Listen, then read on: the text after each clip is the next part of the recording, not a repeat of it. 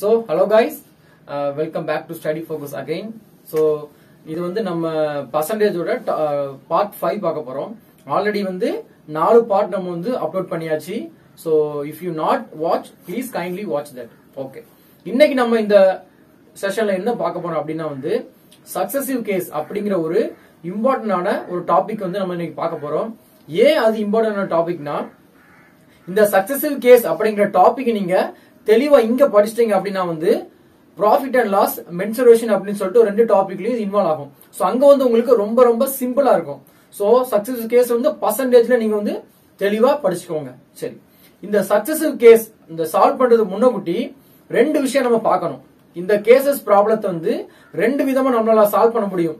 அந்த ரெண்டு விதமும் இப்ப நான் போர்டுல எழுதியிருக்கிறேன். சோ அந்த ரெண்டு விதத்தையும் நம்ம வந்து இப்ப லேசா பாத்துக்கலாம். என்ன போட்டிருக்கேன்னா formula method, ratio or fraction method அப்படின்னு ரெண்டு விதமா வந்து இந்த சக்சசிவ் ப்ராப்ளம் என்டையர் ப்ராப்ளத்தையும் நம்மளால சால்வ் பண்ண முடியும். சரி, ஆனா என்னன்னா இந்த ரெண்டு விஷயத்தையும் இந்த ரெண்டு ஃபார்முலா மெத்தடையும் வந்து எங்க சால்வ் பண்றோம், எந்த கேஸுக்கு சால்வ் பண்ணணும் அப்படின்னு நமக்கு தெளிவா தெரிஞ்சிருக்கணும்.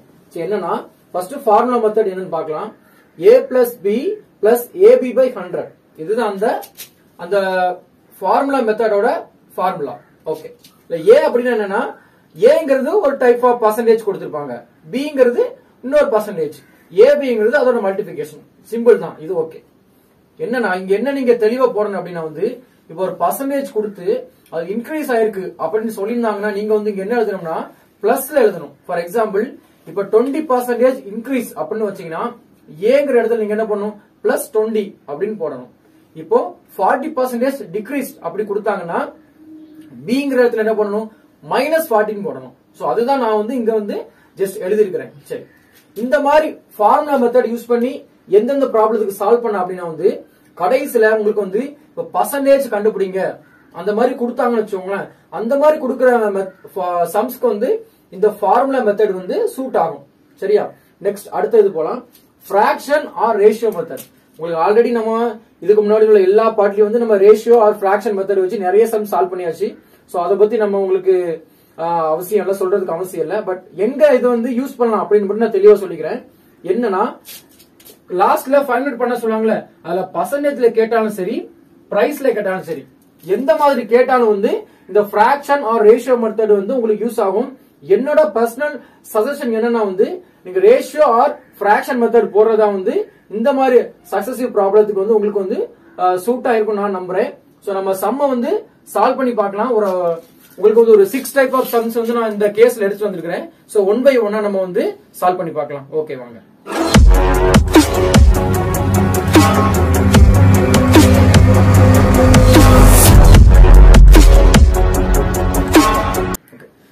நேத்து வந்து நம்ம பார்த்த வீடியோ என்னன்னு பாத்தீங்கன்னா ரிமைனிங் கான்செப்ட்ல பாத்துருந்தோம். பட் அதுல ஒரே ஒரு சம்ம மட்டும் விட்டுட்டேன். சோ அந்த சம்ம பார்த்துட்டு அதுக்கப்புறம் வந்து நம்ம சக்சசிவ் கேஸ் வந்து நம்ம வந்து சம்ஸ் பார்க்கலாம். சோ அந்த கேஸை மட்டும் நம்ம ஒரு தடவை பாத்துக்கலாம். சரி, the boys and girls in a college are in 3:2 ratio. If 20% of the boys and 25% of the girls are adult, find percentage of the students who are not adult. So இந்த some வந்து முழுக்க வந்து remaining கான்செப்ட base பண்ணி இருக்குது. So நேத்து நான் விட்டுட்டேன், அதனால இந்த சம்ம பார்த்துட்டு நமக்கு போய்க்கலாம். சரி, இந்த சம்ம நம்ம நீங்க டீடைல்ல பாத்தீங்கன்னா ஒரு விஷயம் உங்களுக்கு தெளிவா புரியும். என்னன்னா இந்த என்டையர் சம்ல வந்து எந்த ஒரு உங்களுக்கு ஒரு வேல்யூவே கொடுத்திருக்க மாட்டான். பாத்தீங்கன்னா 3:2 அப்படிங்கிற ரேஷியோ கொடுத்திருக்கான். அப்புறம் வந்து 20% 25% எந்த ஒரு வேல்யூமே கொடுக்கல. அப்ப இந்த மாதிரி சம் நம்ம எப்படி அப்ரோச் பண்ணணும்னா நம்ம அசியூம் பண்றத வச்சுதான் இந்த சம்ஸ் இருக்கு. சோ நான் எப்படி இதை அசியூம் பண்றேன் அப்படின்னா வந்து உங்களுக்கு என்ன சொல்லிருக்காங்கன்னா boys and girls in a college are 3:2 ரேஷியோவா. அப்போ பாய்ஸும் சோ பாய்ஸ் கேர்ள்ஸ் இருக்கிறாங்க. இதோட ரேஷியோ என்னவா இருக்குது 3 இருக்கா, இதோட ரேஷியோ 2 இருக்கா. அப்ப ரெண்டையும் கூட்டினீங்கன்னா உங்களுக்கு என்ன வரும் 5 பார்ட் வருதா. சோ நான் இப்ப என்ன பண்றேன் அப்படின்னா வந்து என்னோட கன்வீனியன்ட்காக என்ன பண்றேன் வந்து எல்லாத்தையும் வந்து 10ஆல பெருக்கிறேன். சோ இங்க 10ஆல பெருக்கினா என்ன வரும், இங்க 10 போட்டா என்ன வரும் 15 வருமா. இங்க 10 போட்டா என்ன வரும் 30, இங்க 10 போட்டா 20. அப்ப என்ன அர்த்தம், அப்ப எனக்கு பாய்ஸ் வந்து 30 பேர் இருக்காங்க, கேர்ள்ஸ் வந்து 20 பேர் இருக்கிறாங்க. சோ நான் என்னன்னா என்னோட வேல்யூக்காண்டி நான் வந்து பெருக்கிக்கிறேன். இங்க 10 தான் போடணும்னு அவசியம் கிடையாது. நீங்க 100 போடலாம், இல்ல 200 போடலாம். நீங்க என்ன போடுறீங்களோ இங்கேயும் அதே மாதிரி போட்டுக்கோங்க. இப்ப கூட்டம் என்ன வருது? 50 பேர்னா 30 20 50 வந்துருதா? சரி, ஓகே. என்ன சொல்றாங்கன்னா தெளிவா, if 20% of the boys and 25% of the girls are adult சொல்றாங்க. அப்ப பாய்ஸ்ல வந்து உங்களுக்கு வந்து என்னது 20% வந்து adult தான். 20% வந்து adult. ஓகேவா? ரிமைனிங் எத்தனை பேர் நாட் அடல்ட்டா இருப்பாங்க? ரிமைனிங் வந்து 80% வந்து நாட் அடல்ட்டா இருப்பாங்களா? புரிஞ்சா? 30ல 20% அடல்ட்டா இருக்கிறாங்க.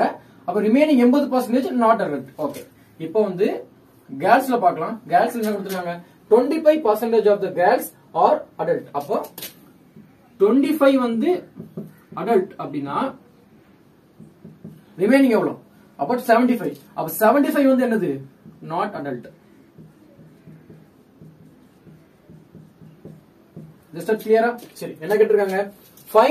Fine percentage of the students who are not adult. அப்ப அடல்ட் இல்லாதவங்களோட பர்சன்டேஜ் கேட்டிருக்காங்க. என்டையர் கிளாஸ்க்கு கேட்டிருக்காங்க. இங்க பாத்தீங்கன்னா ஸ்டூடெண்ட் தான் கேட்டிருக்காங்க. இங்க பாய்ஸ் தனியா கேட்கல. பாய்ஸ் தனியா கேட்டா நீங்க இங்க ஜஸ்ட் என்ன பண்ணணும்? பாய்ஸ்க்கு மட்டும் தனியா கண்டுபிடிச்சா போதும். கேர்ள்ஸ்னா கேர்ள்ஸுக்கு. பட் ஸ்டூடெண்ட்ஸ் சொன்ன நம்ம பாய்ஸ் கேர்ள்ஸ் ரெண்டுமே சேர்த்து தான் கண்டுபிடிக்கணும். சரி, ஃபர்ஸ்ட் பாய்ஸ்ல எவ்வளவு வந்து நாட் அடல்ட் ஸ்டூடெண்ட் கண்டுபிடிச்சிடலாம். சோ பாய்ஸ்ல மொத்தம் 30 பேரு. 30ல 80% தான் நாட் அடல்ட். அப்போ 80%. சரி, அப்புறம் வந்து கேர்ள்ஸ்ல வந்து மொத்தம் 20 பேரு. 20ல எத்தனை அடல்ட்ஸ்? 75% not adult. இப்ப இத சிம்பிளிஃபிகேஷன் பண்ணிக்கலாம். 0 0 0 0. அப்ப இங்க ஒரு 24 வருது. பிளஸ் இங்க வந்து ஒரு 3 4 5 ஒரு 15 வருது. மொத்தம் எத்தனை பேர் வராங்க? 39 பேர் வந்து நாட் அடல்ட். சரி, find the percentage of the student கேட்றாங்க. ஒண்ணுமே இல்ல, சிம்பிள் தான். என்ன பண்ணலாம்? அப்ப என்னது 39 பேர் எத்தனை பேர்ல? 50 பேர்ல. 50 பேர்ல 39 பேர் நாட் அடல்ட். அப்ப பர்சன்டேஜ்னா இது இண்டிவிஜுவல் பை டோட்டல். அப்ப 2 வரும். அப்ப 18 6 28. ஓகேவா? சோ அப்போ 78 பேர் அந்த என்டையர் ஸ்டூடெண்ட்ல வந்து நாட் அடல்ட். அப்ப நமக்கு ஆப்ஷன் என்ன வரும்? Option D is the right answer. ஓகேவா? சோ சிம்பிள் தான். இந்த மாதிரி டைப்ஸ் வந்து மேக்ஸிமம் கேட்க மாட்டாங்க. காம்ப்ளெக்ஸா கேட்கணும் தான் கேட்பாங்க. சோ நீங்க ஒரு தடவை இந்த சம்ஸ் சால்வ் பண்ணிட்டு இது ரிலேட்டடான சம்ஸ் நீங்க சால்வ் பண்ணீங்கன்னா இதுல வந்து நீங்க ஸ்ட்ராங் ஆயிடலாம். சரி, let's move on the successive கேஸோட முதல் ப்ராப்ளம் பார்க்கலாம். ஓகே, சோ சக்சஸிவ் கேஸ்ல வந்து ஃபர்ஸ்ட் சம் நம்ம பார்க்க போறோம். சரி, ரீட் பண்ணிடலாம். If the price of the book is increased by 20%, then decreased by 10%. Find the net change. என்னன்னா பிரைஸ் ஃபர்ஸ்ட் என்ன ஆயிருக்கு? புக்கோட பிரைஸ் வந்து முதல்ல 20% வந்து இன்க்ரீஸ் ஆயிருக்கு. அப்புறம் 10% வந்து டிக்ரீஸ் ஆயிருக்கு. அப்படின்னா வந்து அதோட பிரைஸ்ல வந்து டோட்டலா என்ன சேஞ்சஸ் ஆயிருக்கு அப்படின்னு வந்து கேட்டுக்கிறாங்க. சரி, நம்ம வந்து இந்த சம்முக்கு வந்து ரெண்டு மெத்தட்லயும் நம்ம வந்து சால்வ் பண்ணி பார்க்கலாம். Formula method and fraction method. ஓகேவா? ஃபர்தரா உங்களுக்கு இந்த ரெண்டு மெத்தட்ல எது கன்வீனியன்ட்டா இருக்கோ நீங்க அதையே யூஸ் பண்ணி நீங்க சால்வ் பண்ணி பார்த்துக்கலாம். ஓகே, சரி, இது எப்படி சால்வ் பண்ணலாம்? ஃபார்முலா எப்படி சால்வ் பண்ணலாம்? ஃபர்ஸ்ட் நமக்கு ஃபார்முலா தெளிவா தெரியுமா?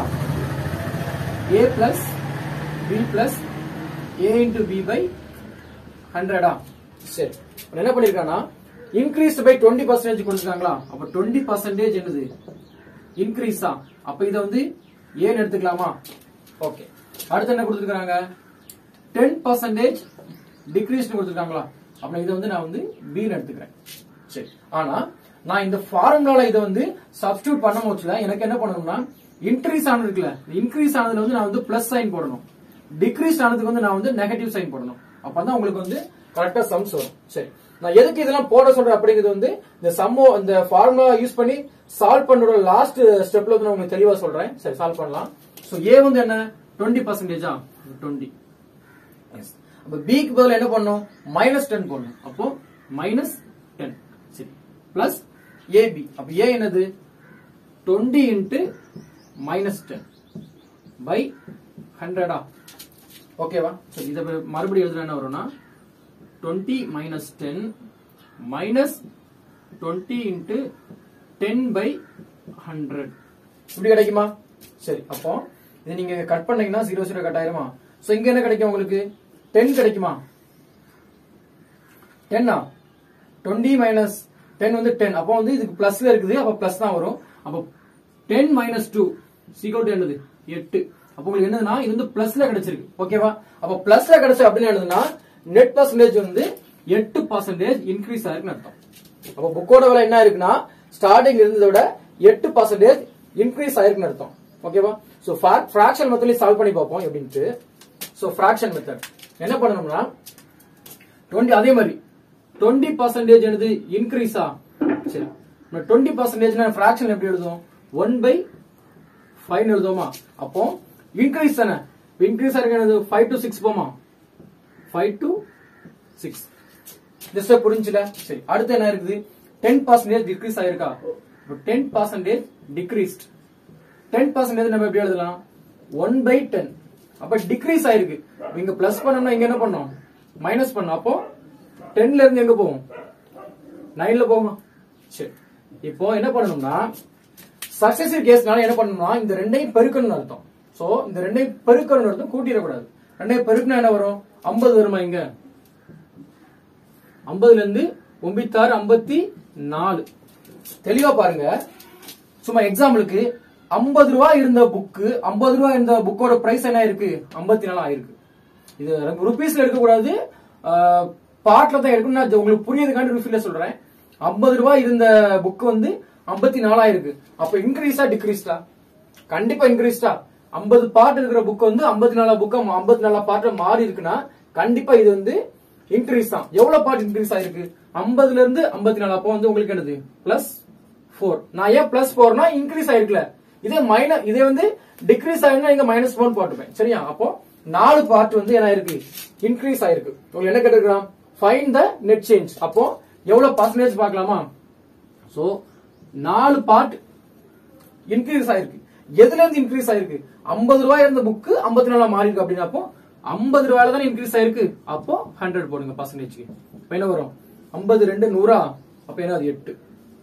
8% என்னது உங்களுக்கு இன்க்ரீஸ் ஆயிருக்கு. சோ இந்த ரெண்டு மெத்தட்ல நீ எந்த மெத்தட் சால்வ் பண்ணாலும் உங்களுக்கு ஆன்சர் கரெக்டா வரும். ஆனா என்னோட சஜஷன் வந்து ரெண்டாவது மெத்தட் யூஸ் பண்ணுங்க. ஏன்னா இப்ப இங்க வந்து உங்களுக்கு நெட் சேஞ்ச் கேட்டிருக்கானா, சில சம்ல ஃபைண்ட் த இனிஷியல் அமௌண்ட், ஏன்னா the difference between the two amount, இந்த ஃபைனல் அமௌண்ட் அப்படி கேட்டோம்னா இந்த மெத்தட் கொஞ்சம் சால்வ் பண்ண கொஞ்சம் கஷ்டமா இருக்கும். இந்த மெத்தட் ஈஸியா இருக்கும். சோ இந்த மெத்தட் உங்களுக்கு best method. Okay, let's move on the second sum. The price of table first decreased by 25% and then increased by 75%. என்ன கேட்டிருக்காங்க? Find the percentage increased price of the table. சரி, நம்ம வந்து இந்த சம்ம என்ன அப்ரோச் பண்ணணும்னா ரேஷியோ மெத்தட்ல அப்ரோச் பண்ணிக்கலாம். சரி, ஃபர்ஸ்ட் ரேஷியோ மெத்தட்ல ஃபர்ஸ்ட் என்ன பண்ணுவோம்? ஃபர்ஸ்ட் நான் டிக்ரீஸ்ட் பை 25%. அப்போ 25% என்னது? டிக்ரீஸ்ட். அப்போ 25 என்ன எழுதணும்? 1/4. அப்போ 4ல இருந்து எங்க போயிருக்குது? 3க்கு போயிருக்கு. ஏன்னா டிக்ரீஸ் ஆயிருக்குல. ஓகே, அப்புறம் என்ன இருக்குது? 75% இன்க்ரீஸ் ஆயிருக்கு. அப்போ 75% என்னது? இன்கிரிமெண்ட். அப்போ 75 னா 3/4. அப்போ 4ல இருந்து என்ன போயிருக்கும்? 7க்கு போயிருக்குமா? சரி, இத பெருக்கிக்கோங்க. சோ 16ல இருந்து 21க்கு போயிருக்கு. கண்டிப்பா இன்க்ரீஸ் தானே. 16 பார்ட்டா இருந்த அந்த டேபிளோட பிரைஸ் வந்து 21 பார்ட்டுக்கு போயிருக்குன்னா உங்களுக்கு இன்க்ரீஸ் தானே. அப்ப என்னாச்சு? 5 பார்ட் இன்க்ரீஸ் ஆயிருக்கா? சோ 5 பார்ட் இன்க்ரீஸ் ஆயிருக்கு. என்ன கேக்குறாங்க? Find the percentage increased price of table. சரி, அப்ப எவ்வளவு பர்சன்டேஜ் இன்க்ரீஸ் ஆயிருக்குன்னு பாத்துக்கலாம். அப்ப இன்க்ரீஸ் ஆன பார்ட் எவ்வளவு? 5. எங்க இருந்து இன்க்ரீஸ் ஆயிருக்குது? 16ல இருந்து. அப்ப 16 × 100. சரி, இப்போ பாத்தீங்கன்னா சோ 4 வச்சு அடி கொடுக்கலாம். நாங்க 16 25 25 125. அப்ப 125/4 அடி கொடுத்தோம்னா நாங்க 12. ஒரு நாள் 4 4னா மீதி 1 இருக்கும். சோ வந்து 10 2 நாள் 8 5 நாள் 20. அப்போ வந்து 31.25% வந்து என்ன இருக்குது? இன்க்ரீஸ் ஆயிருக்கு. அப்போ 31.25%. So option B is the right answer. Okay, let's move on the third sum. So sum என்னன்னு பார்த்துட்டோம். the price of bus ticket decreased by 10% and then increased by 25%. The difference between original price and the final price is rupees 5. Find the following. என்ன கேட்டிருக்காங்கன்னா என்ன சொல்லிருக்காங்க first ஒரு ticket bus ticket வந்து முதல்ல வந்து 10% வந்து குறைஞ்சிருக்குது அப்புறம் 25% வந்து ஏறி இருக்குது இந்த ஃபர்ஸ்ட் உள்ள பிரைஸுக்கும் இந்த ஃபைனல் பிரைஸ் இருக்குல்ல இன்க்ரீஸ் ஆன உள்ள பிரைஸ் அதுக்கும் உள்ள டிஃபரன்ஸ் வந்து 5 ரூபாய் அப்படினா வந்து ஃபைண்ட் தி ஃபாலோயிங் என்ன கேட்டிருக்காங்க ஒரிஜினல் பிரைஸ் ஃபைனல் பிரைஸ் அப்புறம் வந்து அதுல என்ன சேஞ்சஸ் டிக்ரீஸா இன்க்ரீஸான்னு கேட்டிருக்காங்க சரி ஒரு இன்ட்ரெஸ்டான டாபிக் நான் வந்து எல்லா ஃபைண்டிங்கும் இந்த மூணு இது உங்களுக்கு வந்து ஒரே சம்ல கொண்டு வந்திருக்கேன் சரி சால்வ் பண்ணி பார்க்கலாமா சரி ஃபர்ஸ்ட் என்ன 10% டிக்ரீஸ்டா அப்ப என்ன பண்ணுவோம் 10% டிக்ரீஸ்ட் அப்ப 10 என்னது 1/10 அப்போ டிக்ரீஸ்டா இருக்கு அப்ப என்ன பண்ணுவோம் 10 to எங்க போகும் 9 போகுமா சரி அடுத்து என்ன 25% increased அப்போ 25% வந்து increment ஓகே அப்போ 25 னா 1/4 அப்ப எங்க போகும் 4 to 5 க்கு போகும் இல்லனா இந்த மெத்தட்ல என்னன்னா இங்க கிராஸா உங்களுக்கு அடி கொடுக்க முடிஞ்சா அடி கொடுத்துக்கலாம் சரியா சோ இப்படி கிராஸ் அடி கொடுத்துக்கலாம் நேர்நேரா அடி கொடுக்க முடியாது அப்போ ஓரஞ்சு 5 2 10 அப்போ இங்க என்ன ரேஷியோ என்ன 8ல இருந்து எங்க போயிருக்குது தெளிவா என்ன தெரியுது 8 ரூபாய் இருந்த 8 பார்ட்டா இருந்த டிக்கெட் விலை 9 பார்ட்டா இருக்கு அப்ப டெஃபினெட்லி ஒரு பார்ட் என்ன இருக்குது ஒரு பார்ட் வந்து இன்க்ரீஸ் ஆயிருக்கு சரி சம்ல என்ன கொடுத்திருக்காங்க பாருங்க the difference between original price and the final price என்ன அர்த்தம் இது ஒரிஜினல் பார்ட் சரிதானே இது ஒரிஜினல் பார்ட்டா இருந்தது ஆஃப்டர் இந்த எல்லாமே டிக்ரீஸ் இன்க்ரீஸ் ஆன பிறகு இது ஃபைனல் பார்ட் சரி அப்போ அதுக்குள்ள டிஃபரண்ட் ஒரு பார்ட் அப்ப இந்த ஒரு பார்ட்ங்கிறது என்னது ரூபீஸ் 5 தானே அப்போ ஒரு பார்ட் அப்படிங்கிறது என்னது ஒரு பார்ட் அப்படிங்கிறது ரூபீஸ் 5 னா ரூபீஸ் 5 சரி என்ன கேட்டிருக்க நமக்கு ஒரிஜினல் பிரைஸ் அப்ப ஃபர்ஸ்ட் ஒரிஜினல் பிரைஸ் என்னது 8 பார்ட்டா இதான ஒரிஜினல் பிரைஸ் அப்ப என்ன வரும் 8 ரூபீஸ் 40 ரூபாய் அப்போ ஒரிஜினல் வந்து டிக்கெட் விலை எவ்வளவு 40 ரூபாய் இருந்திருக்கு சரி ரெண்டாவது என்ன கேக்குறான் ஃபைனல் பிரைஸ் என்னது ஒரு பார்ட் 5 95 45 அப்போ 45 ரூபாய் பாருங்க இன்க்ரீஸ் ஆனது எவ்வளவு இருக்கு பாருங்க 5 ரூபாய் ஏறி இருக்கா அதான் சம்பளம் கொடுத்திருப்பான் சோ 40 ரூபாய் டிக்கெட் வந்து எல்லாம் முடிஞ்சு 45 ரூபாய் இருக்கு மூணாவது என்னது நெட் சேஞ்ச் கேட்டிருக்கானா நெட் சேஞ்ச் என்ன இது இன்க்ரீஸ் ஆன சம் அப்போ 1/8 into 100 ஓகேவா சோ 25 2 12.5 இல்லனா 12.5% இன்கிரிமெண்ட் ஓகே புரிஞ்சா சோ ரொம்ப இன்ட்ரஸ்டிங்கான சம் நீங்க தெளிவா இந்த ஃபிராக்ஷன் அப்ரோச் பண்ணி போட்டீங்கன்னா உங்களால வந்து எல்லாமே சால்வ் பண்ண முடியும் பாத்தீங்களா அமௌண்ட் கேட்டாலும் உங்களால சால்வ் பண்ண முடியுதா அமௌண்ட் கேட்டா சால்வ் பண்ண முடியும் பர்சன்டேஜ் கேட்டா சால்வ் பண்ண முடியும் ஆனா ஃபார்முலா மெத்தட்ல வந்து உங்களுக்கு வந்து பர்சன்டேஜ் மட்டும் தான் உங்களால கண்டுபிடிக்க முடியும் சோ அதனால பெஸ்ட் வந்து நீங்க வந்து ஃபிராக்ஷன் மெத்தட ஃபாலோ பண்ணி போடுங்க okay so let's move on the fourth some read பண்ணலாம் Mahesh can save 20% of his salary. After 1 year, his salary increased by 25%, but he saves the amount as before. Find the expenditure changes.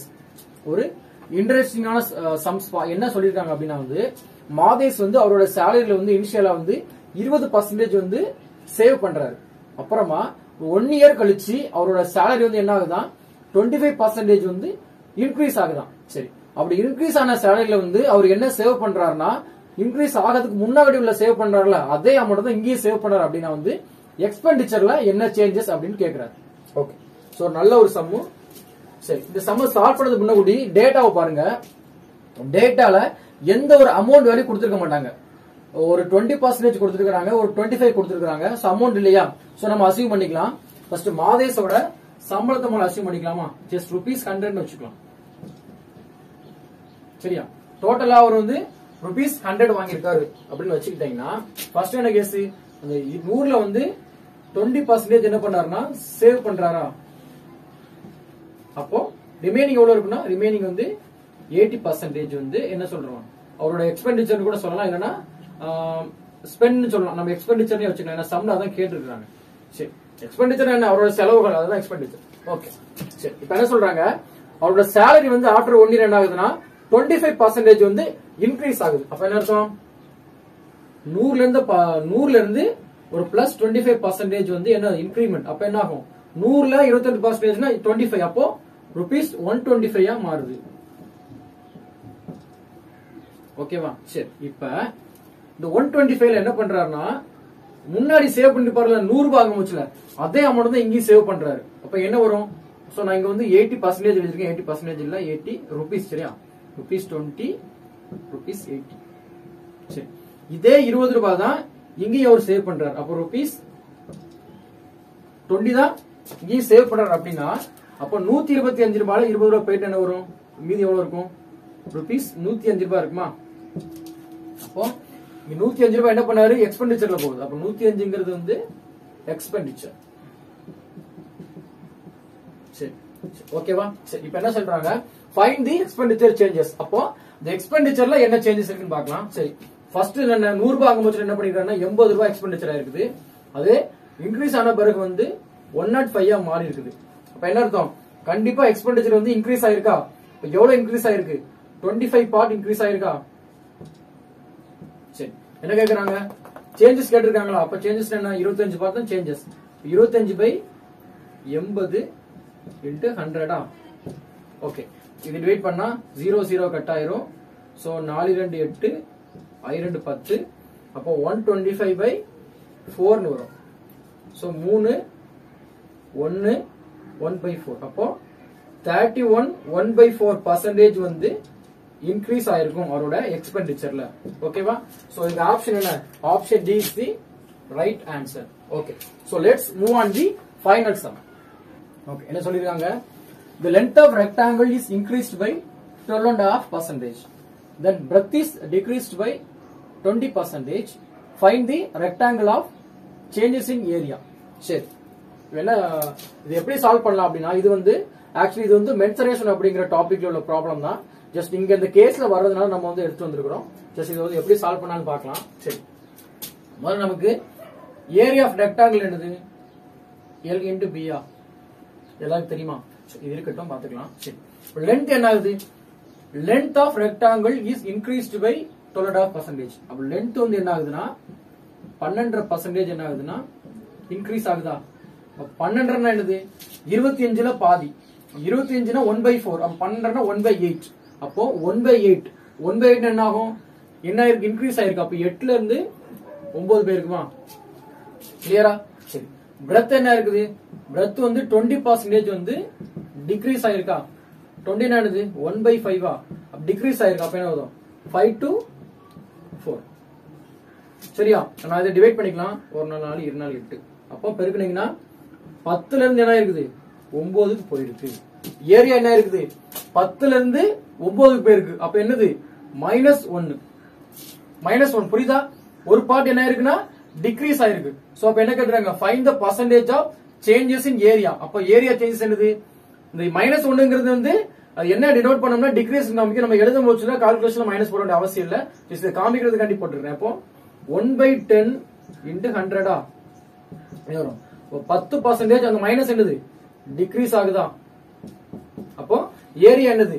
10% வந்து degrees ஆகுது. அப்போ அதுக்கு answer என்ன வரும் அப்படின்னா வந்து option A. Okay, so இதோட வந்து இந்த சக்சஸிவ் கேஸோட சம்ஸ் வந்து இந்த செஷன்ல முடியுது. சோ நான் நம்புறேன், நான் வந்து உங்களுக்கு தெளிவா புரிஞ்சிருக்கும் நம்புறேன். சோ இதை பேஸ் பண்ணி இருக்கிற எல்லா சம்ஸுமே நீங்க வந்து இந்த வீடியோ பார்த்துட்டு சால்வ் பண்ணி பாருங்க. கண்டிப்பா உங்களால வந்து இந்த செஷன்ல வந்து நல்லா ஸ்கோர் பண்ண முடியும். So see you next video.